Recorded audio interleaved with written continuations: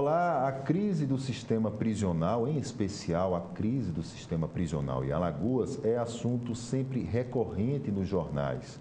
Mas por que essa crise existe? Será que existe alguém que lucra diante do caos das cadeias públicas de Alagoas? Será que a privatização das cadeias ajuda a melhorar a condição do preso e também do funcionário dos presídios e até mesmo o atendimento no judiciário?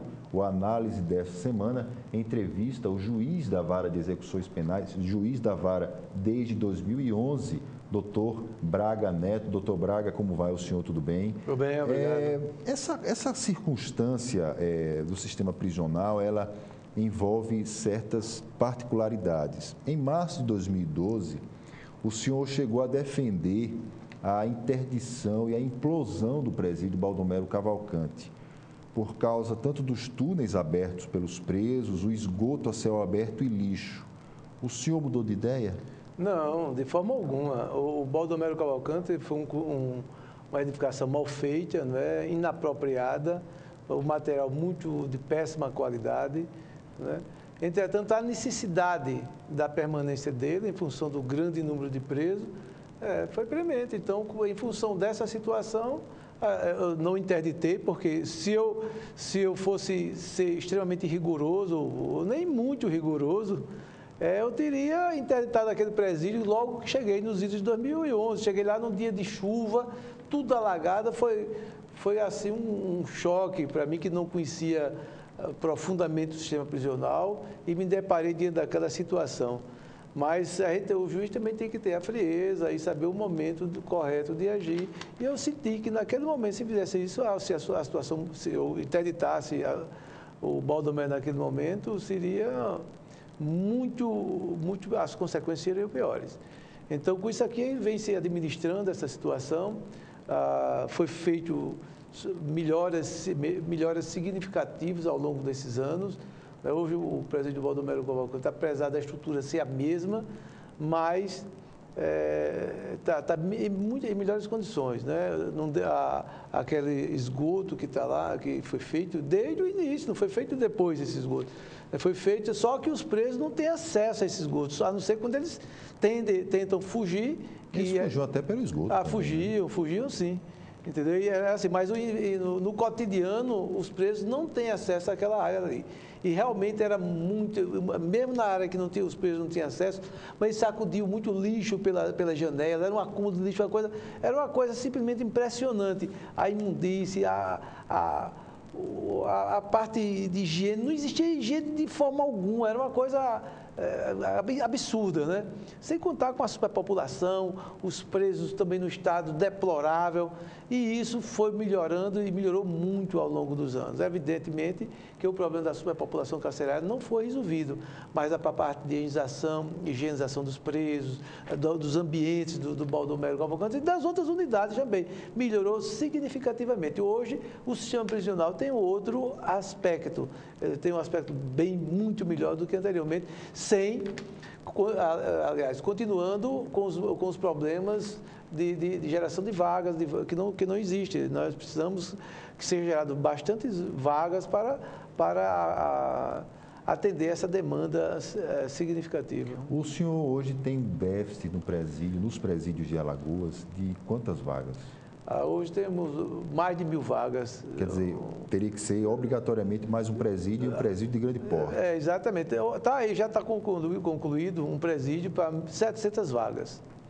No papel? No papel? Não, absolutamente pronto para ser ocupado. Não é? Entretanto, o governador já está tomando medidas, a exemplo de licitação, todas as providências necessárias para que haja essa ocupação. Porque não pode somente construir, se constrói, tem os gastos com as construções e depois com pessoal, com material, uma série de situações para que seja ocupada essa unidade. E isso é que está acontecendo nesse momento, né? É verdade que está um pouco tardia, mas está sendo feito alguma coisa assim no sentido de ocupar essa unidade prisional. Agora, ironicamente, doutor Braga, vocês estão esperando, o senhor faz uma reclamação a respeito da condição do Baldomero Cavalcante, e você espera, todos, aliás, esperam uma conclusão da Justiça Federal sobre aquela ação dos responsáveis pela construção daquele presídio que foi entregue naquelas condições. É uma condição praticamente inservível. Eu acho que o senhor deve também, acredito que o senhor deve concordar com isso. Não é uma ironia, de um lado o senhor é um juiz que tenta dar celeridade a um processo administrando uma cadeia, administrando cadeias numa situação completamente anormal, digamos assim, e, por outro lado, observa a demora da Justiça Federal em dar uma definição sobre o que é que deve acontecer pelos responsáveis ou irresponsáveis pela construção do Baldomero? Eu acredito que num futuro próximo essa decisão vai sair, né? Isso deve interessar muito ao governo do Estado de Alagoas para punir os responsáveis por aquela edificação de uma forma tão grotesca, que foi feita de uma forma absurda. E a gente sabe perfeitamente que aquela unidade prisional, os presos ficam presos ali porque querem, são presos, né, que não eles ficam presos porque querem. Se eles quiserem ir embora... Sem dúvida nenhuma, abalam aquilo ali. Eles dizem ao senhor isso? Não, mas a gente sabe disso, eles sabem. Agora, como existe um bom relacionamento judiciário com a população carcerária, né, as demandas são atendidas, lógico, obviamente, dentro do possível. Dentro da própria lei sem também, dúvida. Né?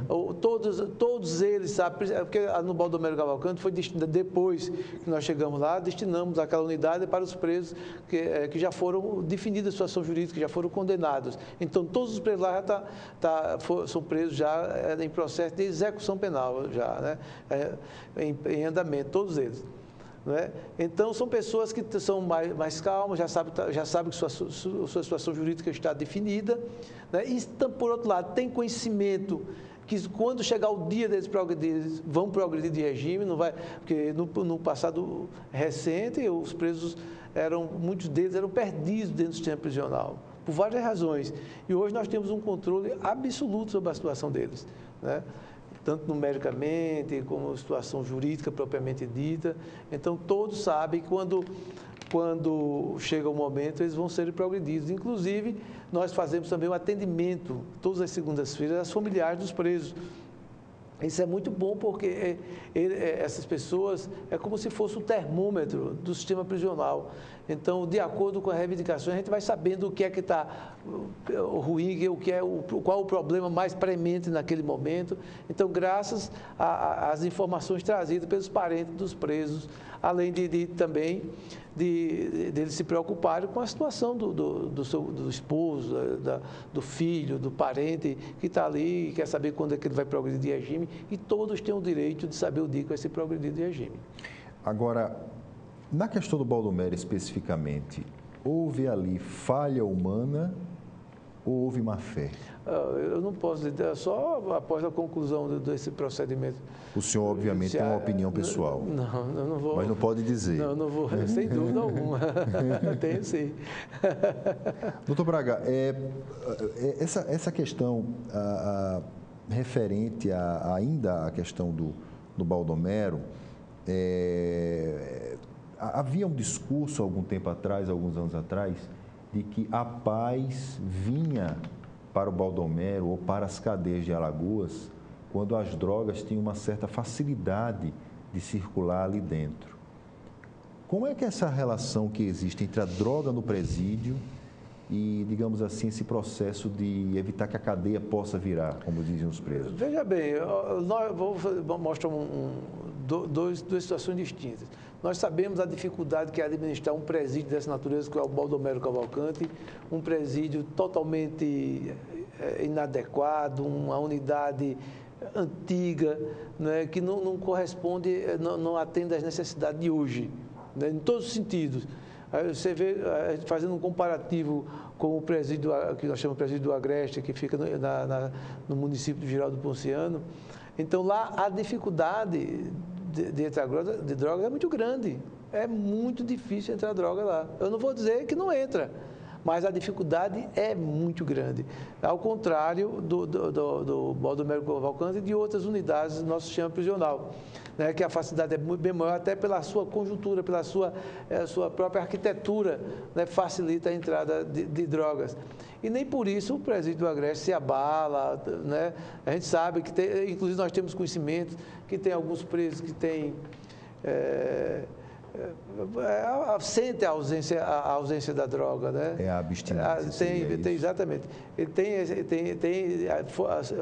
aqui e acolá tem um conhecimento que tem um preso que teve algum problema. Cita um caso, doutor Braga. Claro que o senhor pode falar nomes, mas cita um caso. Inclusive um caso que foi noticiado, que a pessoa, durante a paralisação no período que antecedeu a paralisação dos agentes penitenciários, foi noticiado que uma pessoa estava morrendo lá, que na verdade não era morrendo, ele estava com abstinência, né, química, né, e foi levado para o centro psiquiátrico judiciário e foi resolvido o problema dele, resolvido momentaneamente, né?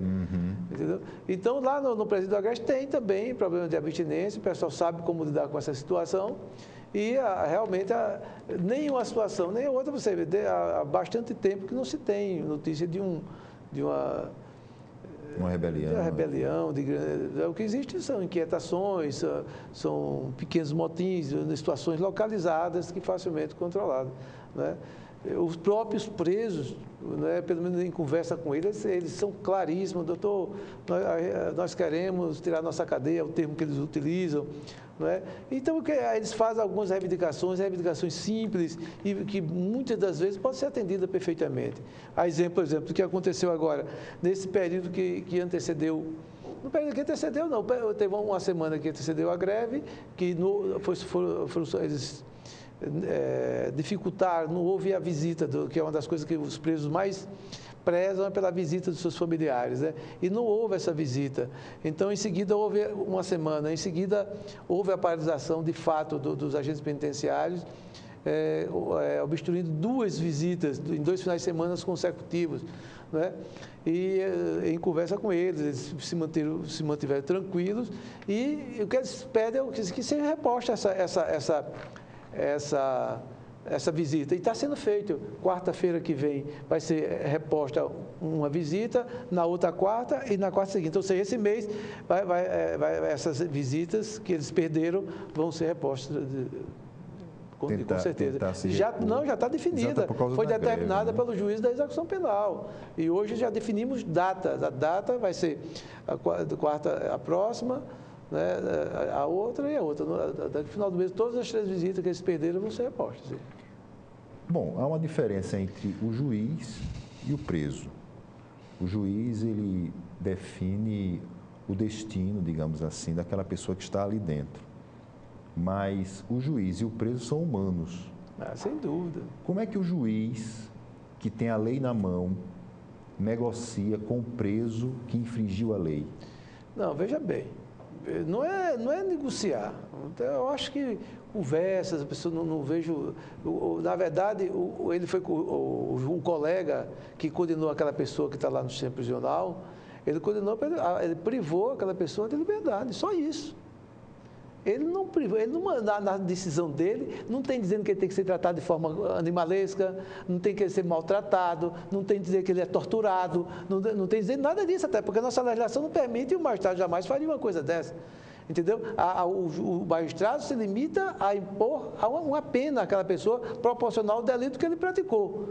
Não é isso? Então, a pena não pode ir além daquela que ele foi imposta. Entretanto, a conversa que o magistrado, o juiz da execução penal tem com os presos por exemplo, está faltando alimentação. O juiz da execução penal, vou permitir que falte alimentação para aquelas pessoas? Não pode, de forma alguma. Então, eles me comunicam, a comida está pouca, a comida está de péssima qualidade, está chegando tal hora, por exemplo, o café da manhã chegar... A gente só come galinha, né?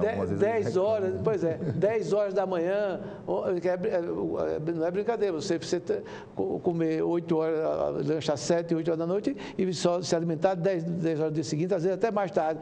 Então, aí a intervenção do magistrado para saber qual o motivo daquela alimentação está chegando àquela hora, porque ele não foi condenado a passar necessidades, né, de forma alguma. Então, são essas intervenções e tem o caráter humano também, né, humanizar a pena, isso é no mundo todo, hoje é o que se fala, tem que se humanizar a pena, nós não temos que tratar essas pessoas como animais, a gente tem que, eu, juiz da execução penal, eu me preocupo muito com o que é devolvido para a sociedade. não é tratando essas pessoas dessa forma, com maus tratos, com tortura, né, com superpopulação carcerária de forma absurda. Como é que a gente vai devolver essas pessoas? Então, me preocupo com isso. A gente procura minimizar essas situações para que a gente devolva à sociedade pessoas melhores do que entraram. Né? Porque da forma que se trata, a sociedade muitas vezes fica alheia ao que se passa lá dentro e para muitos, quanto pior, melhor para eles, como se fosse mais um castigo, mas não é assim que tem que se ver. O Poder Judiciário, o juiz da execução penal, ele tem que se preocupar com a ressocialização daquela pessoa, com o resultado, a gente procura de todas as formas transformar aquela pessoa para melhor, para que amanhã ele não cometa novos delitos. Esse é o objetivo da execução penal. Né? É melhorar, a gente trazer uma pessoa melhor do que entrou para a sociedade, devolver essa pessoa melhor do que entrou. O senhor conseguiu tornar, o senhor conta nos dedos quantas pessoas o senhor conseguiu tornar melhores depois que elas saíram do presídio? Veja bem, vamos por números, veja bem, no sistema convencional, né, que nós chamamos de sistema perverso, que é o que nós temos no Baldomero Cavalcante, Ceridião Duval, o Cadeião, e na grande maioria dos presídios brasileiros, né, o índice de reincidência gira em torno de 85%. 85%. Entretanto, nós temos aqui em Alagoas, que é um exemplo para o Brasil e para o mundo, que é o núcleo ressocializador da capital. É um local onde não existe superpopulação carcerária, o preso é tratado com dignidade, né? Tem trabalho para todos, eles têm deveres e obrigações lá dentro, né? Eles têm que aderir àquele programa, são avaliados diariamente, tem avaliação diária para aquelas pessoas, né? Tudo é absolutamente limpo lá nessa unidade, né? E qual é o resultado disso aí? 95% de reinserção social, ou seja, 5% é a notícia de reincidência. Você vê o que é, como o tratamento diferenciado, um tratamento digno para o ser humano, um tratamento digno para aquelas pessoas que cometeram delitos graves também, né, que cometeram, mas são passíveis de se recuperar. Esse núcleo tem quantos presos? 127 presos, em torno de 127 presos hoje. Desses 127, 95% se recuperam, não voltam para o sistema prisional. Não voltam. O que é que isso prova para o senhor? Isso é o que eu estou no caminho certo, que um preso tratado com dignidade, com respeito, tentando dar trabalho a ele, oportunidade, né, ele se recupera. Não é? Cometeu um crime grave, está pagando pelo que fez. Está pagando, ele está preso, ele está cerceado, a sua liberdade está cerceada. A pena não tem o caráter só retributivo, não. A pena tem um caráter ressocializador, que é o mais importante, é ressocializar aquela pessoa. Muitas vezes o indivíduo está ali por cometer um crime pontual, foi aquele momento, foi aquele crime, e é muito fácil de se recuperar. E mesmo aqueles que é quanto mais na prática de crime, a gente vê muitos, e muitos mesmo querendo se ressocializar, querendo voltar à normalidade deixando, evidentemente, a prática de crimes, né? Normalidade de continuar na prática delitiva, não. Então, inclusive, quando das audiências de progressão de regime, né, a minha sala, a sala das audiências, às vezes tem 35, 40 pessoas, fica super cheia, a gente percebe que a grande maioria ali quer se ressocializar. Ali, a princípio, a grande maioria não quer voltar, quer ter uma vida digna com sua família, ser respeitado e respeitar as pessoas. Mesmo tendo cometido vários crimes e crimes graves. Mas o que é que acontece? O judiciário não tem como acompanhar essa pessoa pós-prisão. Né? O egresso, nós chamamos de egresso. Não tem como acompanhar essa pessoa. O executivo não se preocupa. Aí o juiz da execução progride aquela pessoa, é jogado na sociedade.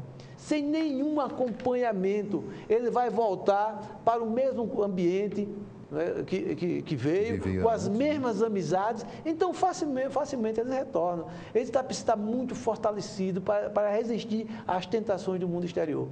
Então, é de extrema complexidade a coisa. Entendeu? E é muito importante que o governo crie, não só o governo do Estado de Alagoas, o governo brasileiro crie mecanismo para acompanhar essas pessoas. Né?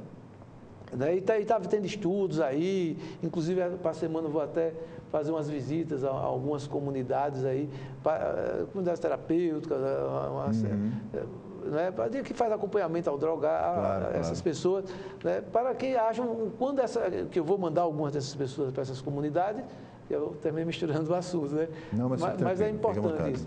Que faz parte do acompanhamento deles. Então, uma das condições aí para uma comunidade terapêutica, quando ele for liberado da comunidade terapêutica, os integrantes daquela comunidade vão acompanhar em suas casas, como é que ele está indo, como é que ele está entendendo, tanto em relação ao uso de drogas, como ao trabalho, enfim, tentar acompanhar essa pessoa em par e passo de algum tempo após liberação. Doutor Braga, em julho de 2011, o senhor declarou, abre aspas, impor reclusão a indivíduos que cometeram pequenos crimes é absurdo, porque além de resultar em punições desproporcionais, manter pessoas presas por 2 anos, quando após o julgamento a penalidade é de 6 meses, a prisão torna-se dispendiosa para o Estado. 2 perguntas. Quanto custa um preso em Alagoas? Segunda, pagar caro para alguém com chances mínimas de recuperação não significa que a pena de morte deveria ser uma alternativa de punição no Brasil? Veja bem, em relação à punição, a custo do preso, um custo preso só, vamos para o presídio do Agreste, que a gente tem dados exatos, né? Custa em torno de 3.500 por preso, só a parte privada, sem contar a parte estatal. Eu acredito que uns R$5.000 aí um preso no presídio do Agreste custa para o Estado. Aqui no presídio, nos presídios normais aqui do sistema prisional, eu acredito que R$1.800, não chega a R$2.000 por preso. Em relação à pena de morte, eu não concordo, porque... mesmo em alguns casos mesmo em alguns casos, veja bem, você já imaginou uma pessoa ser condenada à morte, algum tempo depois ser comprovado que aquela pessoa não participou daquele delito? Como acontece nos Estados Unidos. Como vai recuperar? Tem como se recuperar essa falha? Não existe. Então, o que eu acho, por exemplo, nem penas excessivas é importante. O que eu concordo por exemplo, tirar o escalonamento da pena, porque nós começamos com o regime fechado, semiaberto e aberto. Então, se o indivíduo cometeu um crime, ele será condenado, por exemplo, a 15 anos de reclusão, mas em regime fechado, e regime fechado do começo ao fim. Entendeu? Como é na grande maioria dos países. Então, como você escalando, por exemplo, no estado de Alagoas, nós temos o regime semiaberto, não deixou de existir o regime, mas não temos a unidade para botar essas pessoas. Essa unidade foi interditada nos idos de 2007 e até hoje não foi estabelecido o regime semiaberto. O regime não, a unidade para abrigar essa população do semiaberto. E temos aí quase 1.500 pessoas, né, nesse regime, que ainda não estão preparadas para a liberdade, e aí praticamente em liberdade, uma pequena quantidade em prisão domiciliar. Né? Então, e com isso aí muitas dessas pessoas continuam praticando crimes aí, aqui no Estado. Doutor Braga, todo mundo sugere a reforma do Código Penal. Todo mundo diz que o Código Penal deve mudar, que as leis em relação aos presos devem ser mais duras para se coagir a algumas ações. Endurecer lei poderia diminuir a incidência ou reincidência de presos? Não, veja bem, eu não concordo inclusive com a pena de morte, não concordo você aumentar a pena, até mesmo como eu disse, integralmente em regime fechado, não vai resolver o problema, de forma alguma. O que é que resolve o problema desse encarceramento em massa, que é um encarceramento em massa e preocupante, de uma forma absurda está acontecendo esse encarceramento em massa, né? E é extremamente preocupante. Então, como é que se resolve isso? Com políticas públicas sérias. Né? Então, o governo tem que combater as drogas na origem, fechando as fronteiras, com geração de empregos dignos, com escolas em tempo integral, como o nosso governador já iniciou, me parece que já fez uma escola e não tenho a menor dúvida, pelo ânimo dele, vai fazer inúmeras escolas aí em tempo integral. A iniciativa é essa. A geração, veja bem, não é muito melhor você dar um emprego um emprego digno à pessoa do que pagar R$5.000 por preso, né, juntando a parte estatal com a parte privada, que dá em torno disso aí no presídio agreste. É muito melhor uma geração de emprego digno, botar essas pessoas para trabalhar, não como o governo federal está dando, dar essa contribuição, essa pensão, essa Bolsa Família aí, não cobra absolutamente nada das pessoas. Eu acho que deve dar um salário digno. Você está precisando de um emprego, está aqui, ó. Você vai ganhar um salário mínimo, R$1.000 aqui, mas você vai trabalhar. Cobrar dessa pessoa o trabalho, não simplesmente dá. Não, o Brasil está carente de mão de obra, precisando de mão de obra em tudo quanto é segmento. Eu acho que é um desperdício muito grande. Você ajuda é importante. O que não pode é o indivíduo ficar sem emprego, morrer de fome por falta de emprego. Mas você dá uma pequena quantia e se satisfazer com aquilo, como se ele fosse viver bem com aquela importância, isso é absolutamente inadmissível. Ele tem que dar um emprego. Aqui só emprego. Agora vem cá, vamos trabalhar. Você vai fazer jus ao que você vai receber, está aqui. Você vai ver o nível intelectual daquela pessoa, ver a aptidão, e aí vai distribuir. Se ele for um trabalho braçal, vai trabalhar no serviço braçal. Se tiver um intelecto melhor, vai trabalhar no serviço melhor. E aí por diante, de acordo com a sua intelectualidade. Mas dar simplesmente essa migalha, um valor desse, e se dar por satisfeito é absurdamente inadmissível. Ele tem que gerar o emprego, realmente o emprego, e cobrar dessas pessoas o trabalho. Nós vamos para um rápido intervalo, doutor Braga, e nós voltamos aqui pelo Análise no canal 25 da NET, com transmissão simultânea pelo portal gazetaweb.com e pelos dispositivos móveis com iOS e Android. Voltamos já.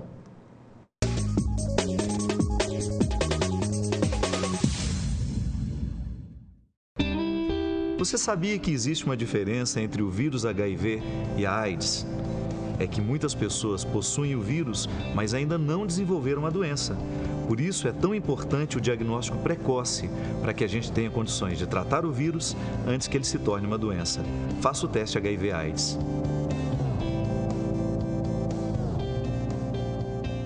Apoio Organização Arnon de Melo.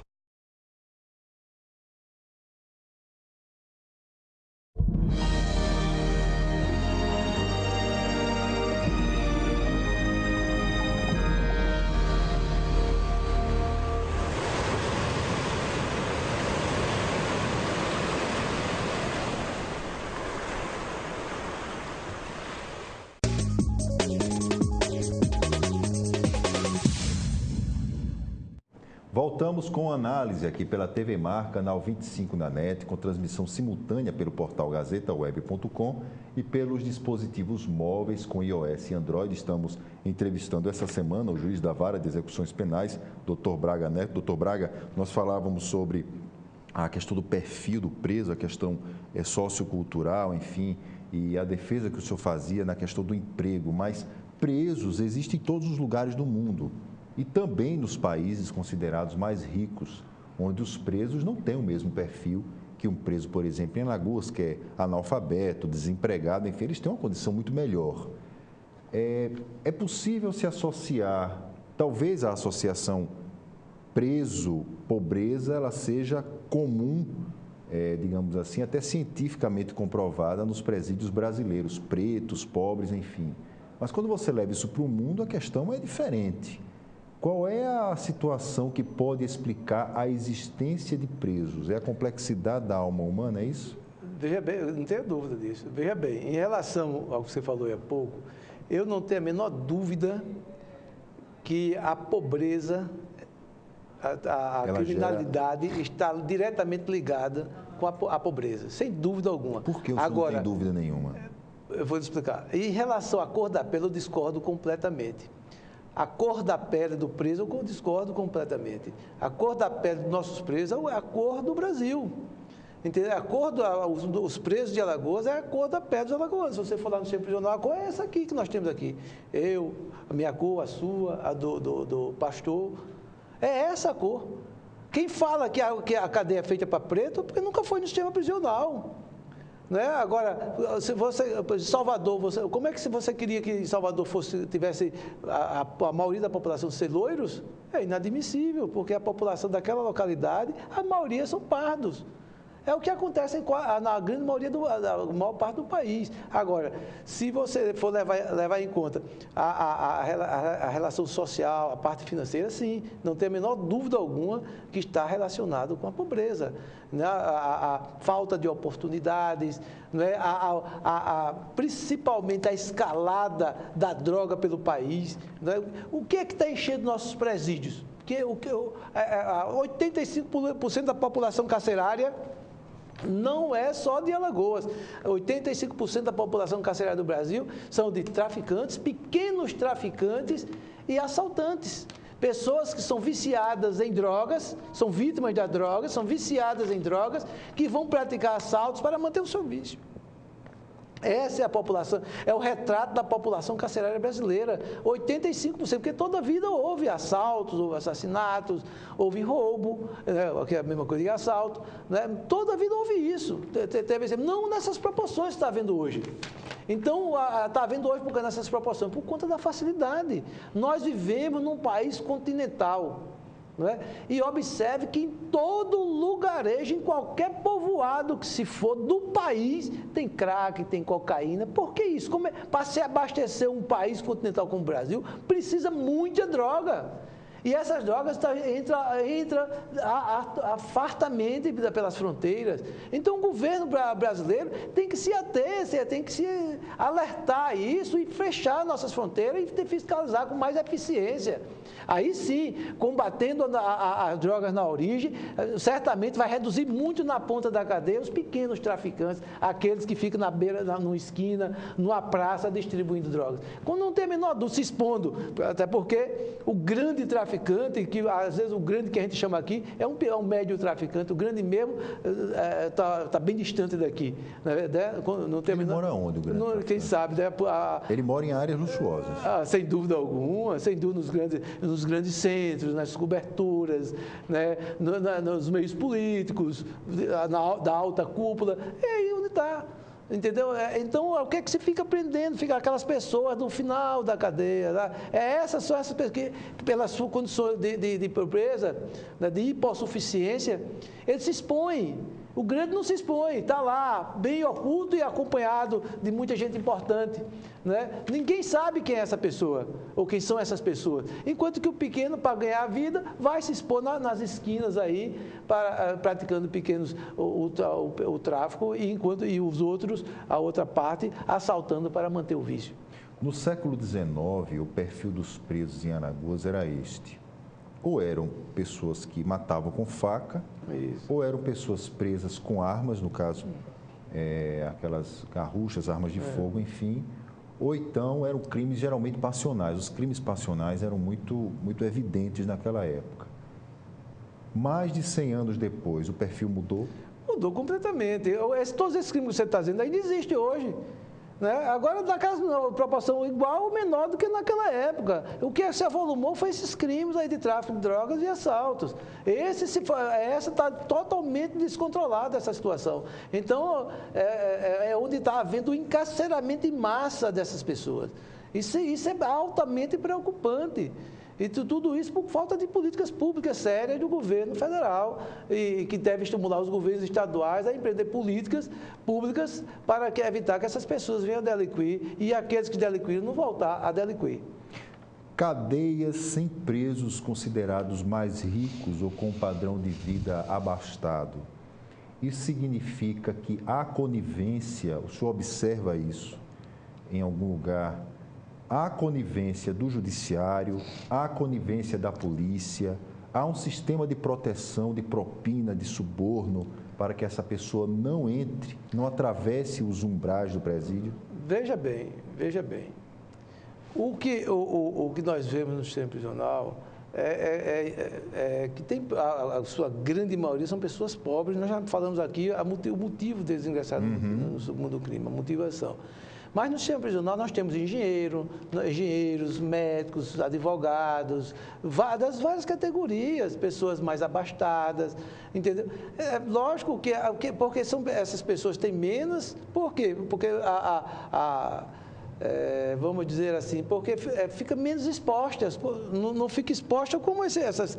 Elas não aparecem. Não aparecem, é muito mais difícil para o aparelhamento policial, até você observa nessas investigações da Polícia Federal, é de uma complexidade maior, porque, né, por exemplo, esses crimes, por exemplo, quem mata uma pessoa rica que mata, mais cedo ou mais tarde, se ele for condenado, ele vai para a cadeia, não tem para onde. Ele vai, tem prefeitos que estão no sistema prisional, ex-prefeitos, tem muita gente. Agora, lógico que é grande minoria, porque nós sabemos que a maioria esmagadora das pessoas que cometem crime são pobres, absolutamente pobres, não é? São hipossuficientes, se expõem muito mais.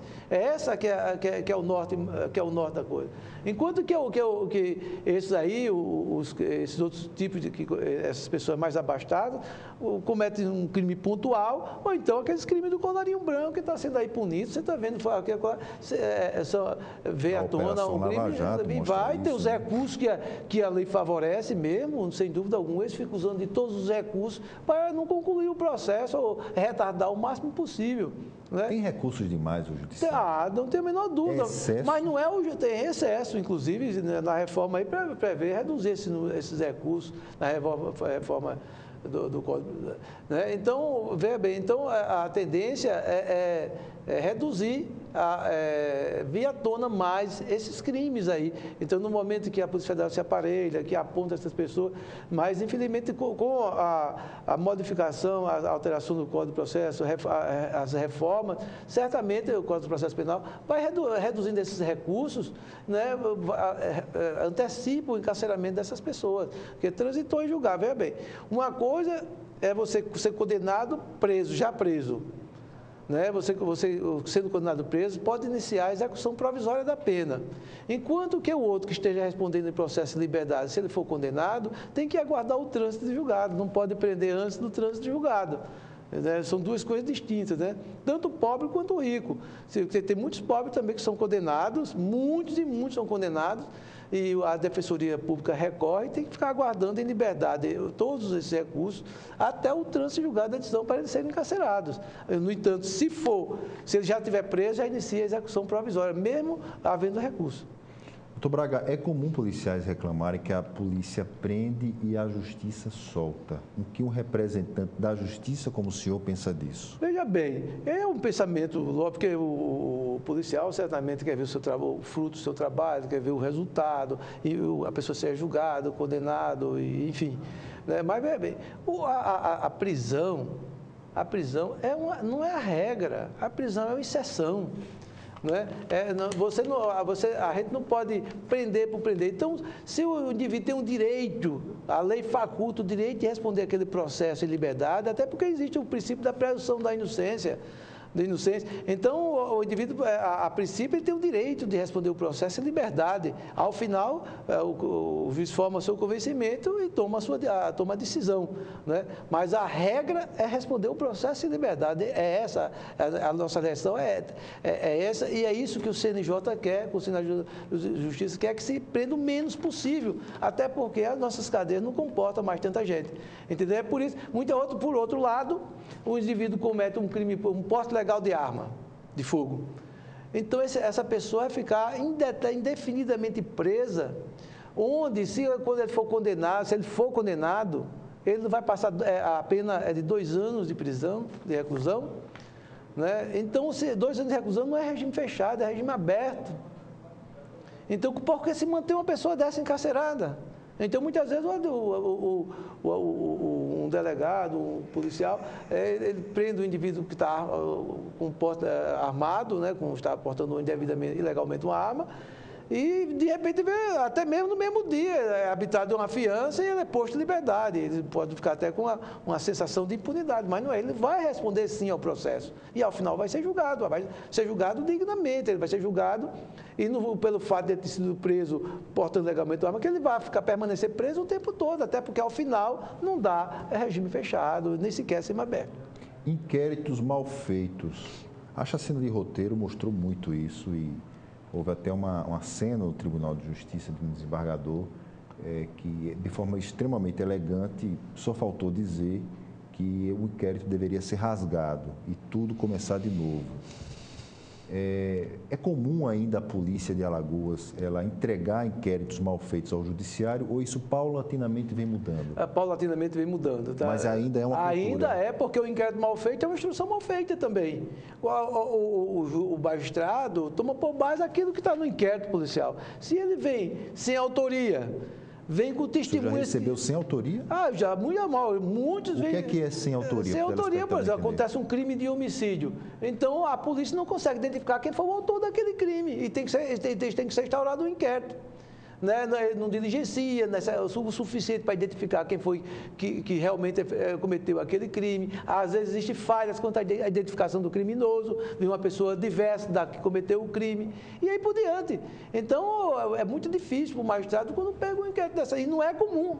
Quando pega um inquérito mal feito, porque a autoridade policial deve diligenciar a exaustão até identificar o autor do crime, não só o autor do crime, mas as testemunhas que tenham conhecimento do fato, que tenham conhecimento do motivo que levou o criminoso a cometer aquele delito e assim por diante. Então, o que é que acontece? Às vezes há um homicídio, a gente cita o homicídio porque é o que mais chama a atenção, claro. né? Então, vários curiosos estão ali. Então, no passado recente, acredito que até hoje, chega o policial, você vem cá. Ele viu ali, está vendo um corpo, mas não viu quem matou, não viu a hora da execução daquela pessoa, e pega lá como testemunha e bota aquela pessoa, não sei nada, soube que foi fulano, soube que foi Beltrano, e ao final é isso aí que a gente vê. Não pode condenar alguém, o tribunal do júri não pode condenar alguém por ouvir dizer. Eu ouvi dizer que foi fulano. Não é isso. Ele tem que ter conhecimento próprio daquela pessoa, que foi aquela pessoa o autor desse crime. Né? E aí sim o juiz o magistrado vai ficar muito mais seguro em relação à sua decisão. Grupos de execução dentro dos presídios, aliás, houve um caso há alguns anos atrás que foi mostrado pela imprensa de supostos agentes penitenciários que saíam do presídio para poder executar pessoas, enfim, ali pela região do Benedito Bentes, e essas pessoas eram postas em cemitérios de cova rasa. Isso é a história da carochinha ou isso realmente aconteceu? Mas veja bem, isso foi coisa, certamente foi antes de 2011. Eu não me aprofundei nessa situação. Eu não posso tratar do assunto que eu desconheço completamente. Se o senhor fosse rigoroso na aplicação da lei de execuções penais, todas as cadeias de Alagoas deveriam ser fechadas? A cadeia, você quer dizer as delegacias? Delegacias e os próprios presídios? Não, mas veja bem, o ideal é que se modernizasse todo o sistema prisional, inclusive as delegacias, né?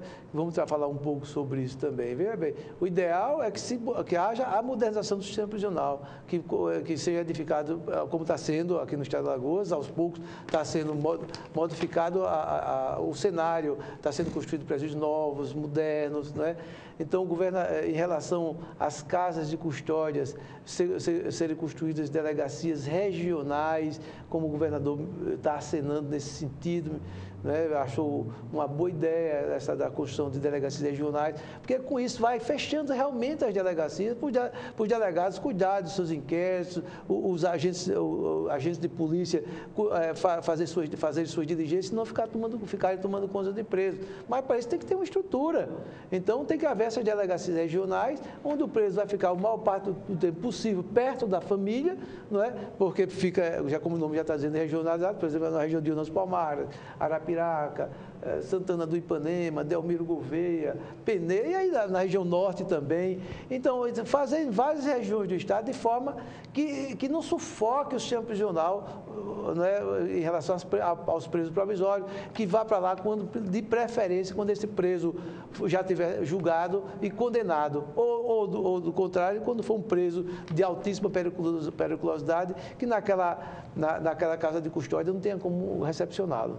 Central de flagrantes. Toda segunda-feira, a Central de flagrantes, ela fica naquela condição de superlotação e os presos acabam ficando presos nas viaturas da Polícia Militar. Eu presenciei uma cena, estive uma vez na delegacia e um dos agentes dizia assim: eu liguei para o presídio, mas o doutor Braga disse que ninguém sobe para o presídio porque ele está superlotado. Como é que se resolve uma situação como essa?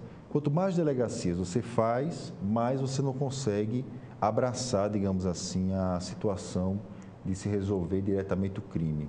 Quanto mais presídios você faz, você encontra essa mesma alternativa. A solução definitiva, o senhor falou que é investir no social, mas investir no social é algo que demanda médio e longo prazo, 2, 3, 4 gerações para adiante. É verdade. O que é que pode ser feito a curtíssimo prazo para se resolver uma situação específica como essa? O que eu acabei de dizer, as casas de custódias regionalizadas. Mas quanto mais você faz, mais vai ter que fazer? Sim, mas aí vai chegar um ponto que parar, porque não é possível. Um dia tem que parar para se construir escolas de primeira qualidade, né? E outras, gerar empregos, e no lugar de estar construindo, gerar empregos, né, de boa qualidade, enfim. Mas enquanto isso tem que ser feito. Nós temos hoje 2 presídios, um já funcionando, de primeiro mundo, ótimos presídios, e outro prestes a ser inaugurados.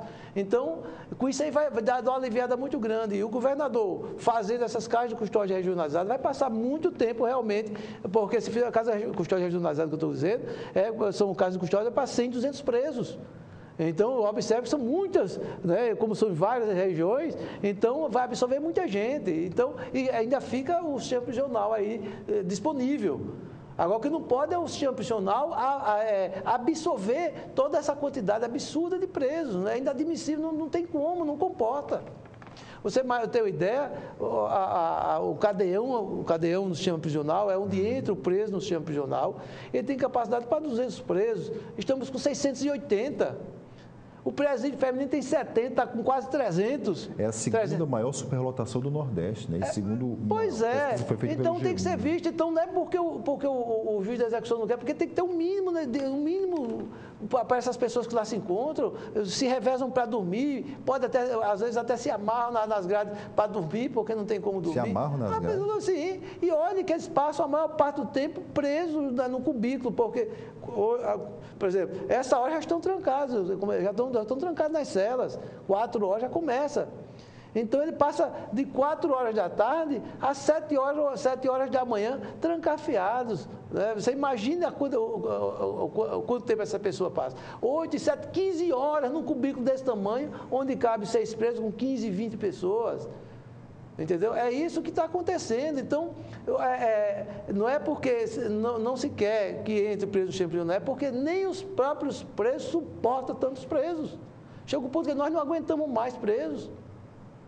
Né?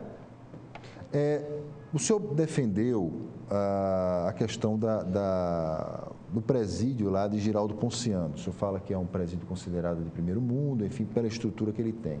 Mas ele tem uma história muito perturbada, casos de tortura, uma dificuldade dos agentes penitenciários dizendo que não conseguem entrar no presídio porque é um presídio privado, e áreas que eles podem, áreas que eles não podem.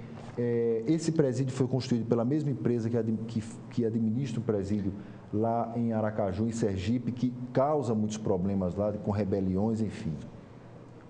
Nós conversamos antes, o senhor disse que a situação mudou. Mas mudou de que forma? Veja bem, quando, em relação à tortura, todos os setores têm câmeras. Ele tem vídeo monitoramento? Tem vídeo em todo canto nesse presídio, tem vídeo monitoramento. Aí o que é que acontece? Teve uma pessoa que foi acusada de um crime de estupro lá. Lá não, foi preso, acusado de um crime de estupro, né? Claro. E foi colocado numa determinada cela. E essa pessoa quase morreu de tanto apanhar. Então, imediatamente foi recolhida as fitas pela diretoria da unidade, pelo gerente da unidade, e não via porque essa pessoa foi espancada, foi torturada dentro da cela, onde não tem campo por conta da privacidade dos presos. Né? Então, aí via movimentação de presos entrando e saindo dentro da cela. E quando se viu, o cara quase morto de tanto ser torturado. Então, o que é que acontece com a empresa privada num caso desse? Foi em torno de 15 pessoas, foram todos demitidos sumariamente. Essa é que é a grande diferença. Um funcionário público, um agente público, quando cometeu ou é acusado de cometer um crime, tem todo um procedimento, nós não temos notícia de um único que tenha sido exonerado do serviço público por esses atos. Né? Essa é que é a grande diferença, a praticidade de que tem de se resolver o problema. Pô, todo mundo está... pragmatismo. Exatamente. Né? Então, em relação aos agentes penitenciários naquela unidade não ter contato com os presos, isso é ótimo para eles. Pau bom for pau bom, e inclusive é isso que eles estão enxergando já lá, já há algum tempo, os agentes penitenciários estão achando excelente essa ideia, essa situação, porque ele não tem contato direto com o preso, quem tem contato são as pessoas contratadas, que nem arma usam. A situação do agente penitenciário é um elemento essencial ao sistema prisional, entendeu? Ele tem que estar ali de prontidão para uma necessidade, não ficar tomando conta de preso em corredor. Entendeu? Isso sim, aí, como muitos se acostumaram com essa situação, que não é o ideal é lá, ele está numa situação um pouco superior, está lá de prontidão para uma necessidade e também fazer o transporte de presos, né? Não ficar tomando conta de noite de preso. Porque tem outras pessoas para fazer isso e não precisa da arma para isso, até porque eles estão lá de fora para dar essa segurança. Então, houve um grande equívoco do sindicato anterior em dizer isso, que não tinha contato com preso, porque vinha do passado de ter contato com preso, estar batendo boca com preso, com aquilo. Isso não existe mais, acabou, pelo menos naquela unidade. Entendeu? Acabou completamente. E eles estão vendo que para ele o estresse diminuiu. Agora, o que é que precisa ser melhorado lá no presídio do Agreste? Em relação aos agentes penitenciários, é a segurança dos próprios agentes penitenciários, o quantitativo de agentes penitenciários, o armamento adequado para eles. É isso que tem que ser feito, que eles trabalhem com segurança. Né? Não para ele ter contato com o preso o tempo todo, de forma alguma. Eles são essenciais ao sistema prisional, são peças importantes. Entretanto, sem ter contato com o preso, direto com o preso. Doutor Braga, nós temos 1 minuto para encerrar o nosso programa. O modelo de terceirização deveria ser adotado em todos os presídios? Veja bem, onde não existe, onde o Estado não tem condições de fazer concurso público, como Alagoas, então deveria ser adotado. Sem dúvida alguma, tem que fazer alguma coisa. Não fazendo concurso público, tem que terceirizar. Eu não diria terceirizar, fazer a cogestão, sempre com a presença de agentes penitenciários. Doutor Braga Neto, muitíssimo obrigado pela sua presença. O senhor está de férias, inclusive, aceitou gentilmente o convite do nosso programa, aqui dos estúdios da TV Mar, para comparecer aqui conosco, mas o senhor disse que era uma missão, uma missão muitíssimo bem feita e sempre levada adiante.